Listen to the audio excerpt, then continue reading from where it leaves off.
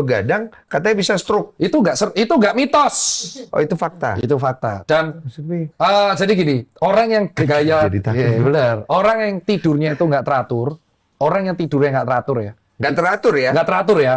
Jadi misalkan dia begadang karena kerja, jadi dia shift malam. Berarti artinya kan cycle kan.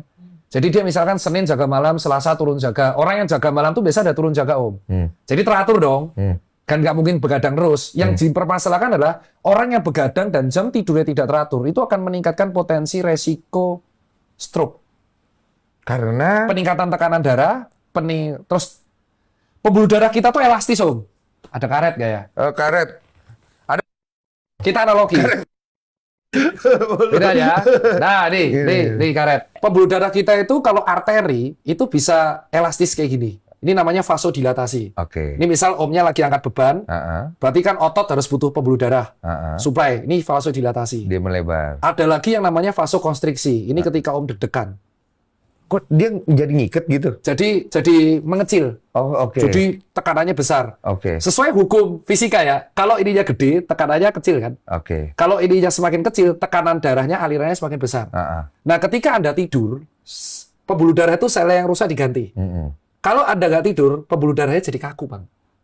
Oh. Dan itu cycle, belasan tahun. Jadi nggak elastis. Iya, karena nggak jadi elastis, akhirnya pembuluh darah ini tabrakan dong. Tabrakan di dalam. Karena harusnya melebar, nggak. Tabrakan jadi apa? Gumpalan.